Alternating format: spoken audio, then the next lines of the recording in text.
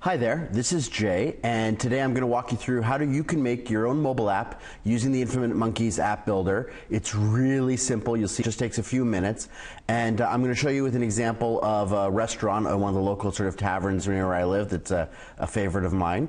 And what I'm going to do is I'm just going to go ahead and start log in using my Google account. Click on that. And it takes me in, no password required, no registration, no credit card or anything like that. So you can see I have a bunch of apps already under my account. On any one of them, I can go through and edit my existing app. I can take a look at the statistics of the users who have downloaded or are using the app. I can see what markets it's live in and link through to those. Delete the app if I want, but I'm going to create a new app for today. And I'm going to put in, my details are there already. It's a little help video. What you see is throughout the process, there are help videos all the way along in 7 different languages. So if you don't happen to have me with you, you can watch the videos and they'll show you how to do every step of the process. But in the meantime, I'm going to skip that. And it's got my name, phone number, and all that in there, which I'll have to blank out later.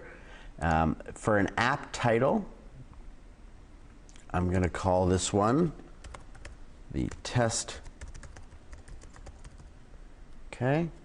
It automatically gives me a project title. Now this is what the URL will be for the mobile web version of the app. We publish simultaneously both the mobile web and the native version. This will be for the mobile version. You can see up here it has the title that I just put in. I can change the font of that if I want to. I can put in a subheading, and I can also just hide that entirely, which is what I'm going to do, so it doesn't appear, because I'm going to have the title built into my background, I think. Privacy settings, I can choose whether or not I want anybody to be able to come in and look at this app, all the customers, or I can make it a closed app so that only my friends or people who have the password can use the app. That's really good for teams, that sort of thing. Colors, I'm going to stick with the standard colors, but I'm going to remove the opacity. I'll just change so you can see what it looks like here. So you can see there's that red box in the background there. I can make it dark, or I can get rid of it entirely, and that's what I'm going to do in this one. I want just icons with no box. And I'm going to keep the black and blue colors, so that's fine. Then for the background image, I can either choose from the existing library of backgrounds, and there's a lot of them here that we can use, including some solids and gradients and all that. Or, as what I'm going to do, I'm going to upload a background, choose the file off my computer, monkeys, apps, and I think I will use this app as the background. Okay? That picture, sorry. Then I just select which part of the picture I want to use. I can grab the corners and shrink that, or zoom it in however you like, but I'm going to leave it nice and big like that. When I'm done, you click Finish. There you go. It shows the background. Okay. The splash screen is what gets loaded in the app for about 3 seconds before the people get to the main menu. In this case, I'm going to use this image. And what I like to do, I'm not going to do in this case, but what I like to do is to use an image that has some text on it, like the name of your app or welcome message or that sort of thing. It's a nice way to do it. In this case, I'm just going to go with a plain image for now. Okay. Then app demographics just helps us in terms of the targeting. This app is going to be in North America. It's going to be in the United States. Okay, that's pretty much it for step 1. So now we're going to move on to step 2, where we're going to decide what functions and features are going to be within the app. Again, same as before, you got the help video. I'm going to cancel that. Little instructions tell you what everything is. Here's how it works. Over here on the left-hand side, you have all of the functions and features. There's about 40 of them that you can include within your app, all different kinds of content. What you basically do is drag them onto your phone and place them where you want. It's really pretty simple. So we're going to include their Twitter feed, for example. I can change the icon that I want to use for Twitter, and what we're going to do is we're going to standardize all of the icons for this app. Now we've got a black and white image in the background. Maybe let's try this, sort of the wavy, rounded cube ones. Let's try that, see how that looks. Yeah, that's not bad. Okay. Now it says Twitter at the moment. I can use any label I want for that under that icon, but I'm just going to go ahead and I'm going to delete that and leave it blank. Save. Now in the configuration, I have to put the Twitter user. So what I'm going to do is I've got their Twitter account here. Hamilton Inn is their Twitter user. You don't need to put the full Twitter URL or the @ sign or anything like that, just their username. And I'm going to paste that in there and hit the plus sign. You can add multiple Twitter users and the feed will just contain all of them. In this case, I'm just going to do the one, and I'm going to save that. Okay. Every function within the app also has the option of having its own dedicated background for that page. Again, I'm not going to do that for this one. I'm just going to use this same standard background for all pages. But if you want, you can upload a separate image for each one or use from the library. Okay, moving on. Next thing I'm going to do is a photo gallery. You see the lines that show up here now help you to align your icons.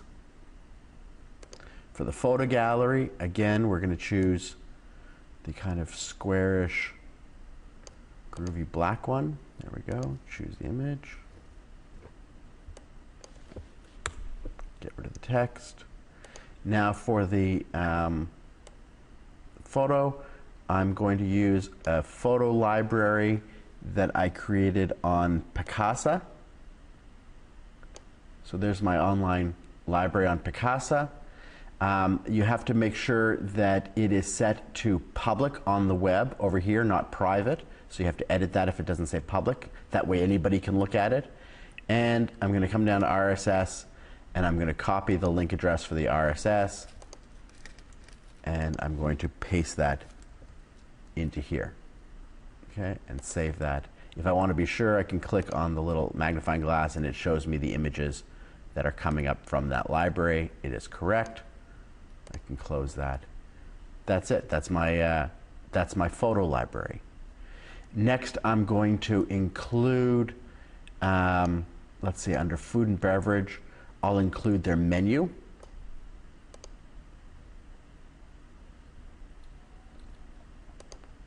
Now, in the help video for the menus, we talk about using a website called allmenus.com, which is a great mobile-friendly way of displaying menus. However, in the case of these guys, they have their menu already online. So what I'm going to do is come down to their menu page, which is located here, and just grab the URL from that, paste that in there as the URL for the menu, save that. Let's see.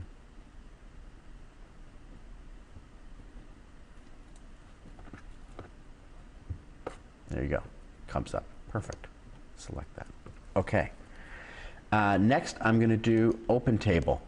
We're going to put OpenTable so that people can make reservations at the restaurant. So get rid of that. Pick the OpenTable icon. In this case, I think I might use this logo. Well, let's see if we have a better one. No, we'll do this one. Keep it standard. Choose image. There we go. Looks good. Now you need the OpenTable URL. There's a help video for this in the machine that you can watch, but I'll show you quickly here. You go into OpenTable, you do a search for the restaurant, you click find a table for that restaurant, in this case the Hamilton Inn. it will take you to a page where the URL has opentables.aspx. And so what I'm going to do is I'm just going to copy that URL, paste it in here, and we will automatically convert that and grab the form for doing the reservations. Okay? Next, I'm going to do a calendar of events.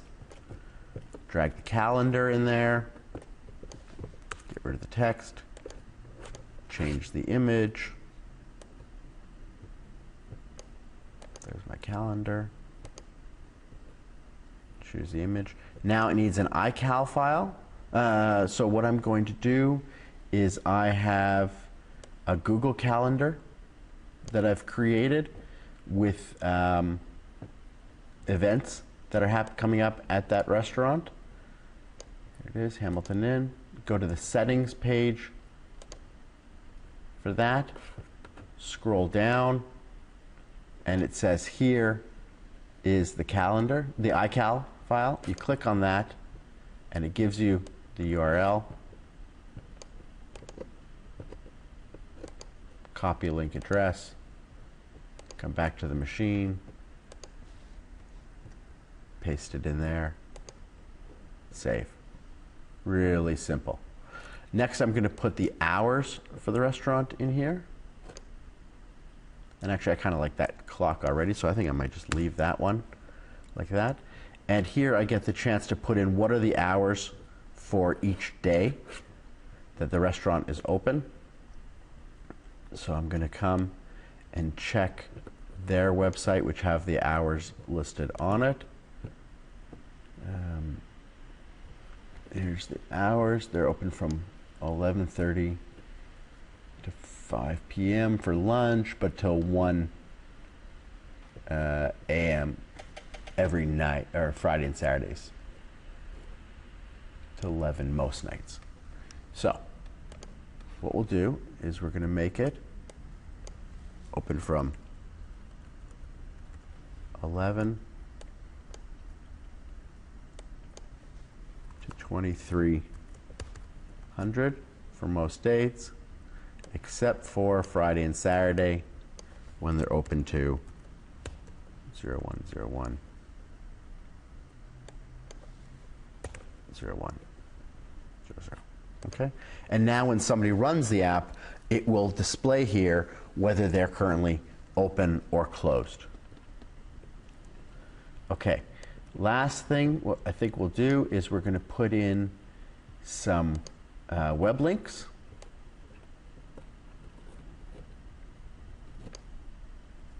There.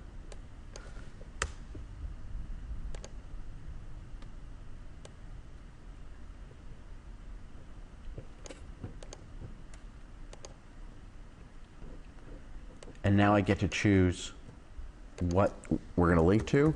So I'm going to put our website, grab the address, paste it in there, hit the plus sign. We're going to put a couple of neighborhood things. So JC Fridays, for example. Grab that address. Plus, and Hamilton Park Neighborhood Association, which is where they are. And I'm just going to grab that address as well. Hit the plus, save. Good. And then lastly, I'm going to put call me, click to call button, so that anybody can just click one button and call the restaurant. Change the icon for that.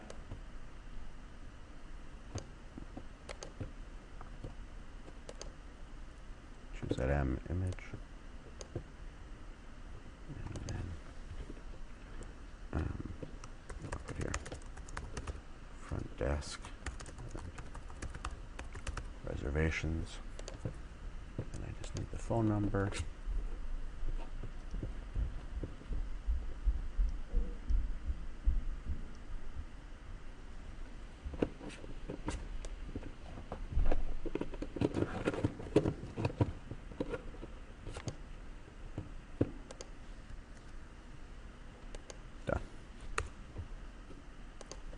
Save. Okay. And look, basically I have my entire app. This is what it actually is going to look like. I can change my icons if I want, make them bigger or smaller if I want to do, for example, a Microsoft Windows look with the square icons and have them all tiled all over the whole page. You can play with it, make them, I've put them in one vertical here, but you can locate them anywhere you want. If there's one that you don't want, you just drag it down to the bottom, put it over the trash, and it will disappear. I'm going to do that at the moment. And then you can also click Live Preview here, and that will pull up your actual app in the HTML5 version as it goes, and you can click on it and take a look at the actual functions. Here's their Twitter feed,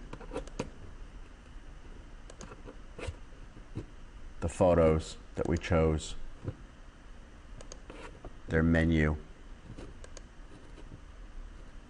You can see that it says they're currently open, the calendar of events, etc. Click to call should work. There we go, front desk reservations, call now. Perfect. So when I'm happy with all that, I'm just going to do one last save and then proceed on to step 3. Finally, we're in step 3. And step 3 is where you're going to tell the information about the markets, the publishing, the icons you're going to use for external markets, and what it's going to look like on people's phones. So the first thing we're going to do is choose the icon for the app. Again, I can either go from the library, we've got a ton of icons in here that you can use, or in this case I have my own. I'm going to upload it, choose the file, I've got the icon there. There he is, the man himself. Drag that down. Finish and save. Perfect. Save. I'm going to create a description. Now the different markets, the Apple iTunes market, Google Android, GetJar, Amazon, they all have different requirements for how long these markets might be. So you have to put in the different lengths. But for today's purposes, this is best restaurant in New Jersey. There you go. That's my description field for today. Okay, and I'm going to save that. Then we're going to enter in tags. These make your app more discoverable within the market. So when people are searching for apps, they can find you. So what is this app about? Well, first of all, it's about the Hamilton Inn. You can choose that. It's about a restaurant. It's about Jersey City. It's about New Jersey. Okay, those are the tags I'm gonna choose for mine. Like, you can put in whatever other ones you want. You can put in beer, you know, whatever you like for other ones. There's a welcome message that will display when people load the app for the first time, and there's the ability back on that dashboard, if you remember the very beginning of this video, where you can go in and change that welcome message so when people run your app again, they will see a new message. So I'm just going to put, welcome to our new app. Thank you for trying it. Stay tuned for the exciting updates. Okay? That will only show up the first time they run the app, or if the message has changed since the last time they ran it. Okay? Additional info, if you want to put a full additional info page, this is great for an About Us kind of page. You're welcome to put that in. I'm going to skip it for now. Your ad options. Now, if you want to publish your app for free, you're absolutely welcome to do that. We will place ads within the app, little banners at the bottom of the pages. If you want to have an ad-free version of your app, which you can absolutely do, we take out all the banners. That is $499. If you want to run your own ads, we can do that, where you include the embed code for ad networks such as AdMob, JumpTap, InMobi, any of those guys. You can run your own ads, and you keep 100% of the revenue from the ads that you run, and that is, in this case, $499. In this case, I'm going to leave it with ads. Then you pick the HTML5 domain that you want people to be able to access your app by if they don't have the native version, if you're not publishing the native version, and I'll come back to that in a minute. But in this case, we're going to choose bar apps, okay? But there's, as you see, there's a ton of URLs that you can use here. theapp.mobi, fan app, bar apps, cafe apps, team apps, that sort of thing. So our URL will be barapps.mobi/test_Hamilton_in. That's the URL that people go, okay? Lastly, you're going to pick your stores. Pick where you want the app to be distributed. So in this case, I want to go to the Apple iTunes Store, and I have to review the terms and conditions of publishing to that market. And remember that it is a curated market. Apple decides whether or not you make it in. That's their choice, not ours, unfortunately. But if you follow these instructions, you should get in. We almost always do. If you don't get in, we will work with you to potentially revise your app and make sure that you get in. So, okay, I understand. And I'm going to do the Google app market as well. And I understand those conditions. We charge $49 for the first market that you publish to, and $5 for each additional one that you choose. Okay, I'm going to save. Next. Here, it shows me, again, a live preview of my actual app. I can take a look and see what it's actually going to look like.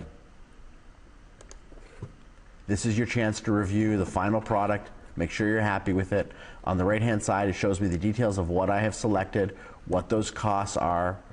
In this case, my app is going to cost $54. You agree to the terms and conditions. Say OK.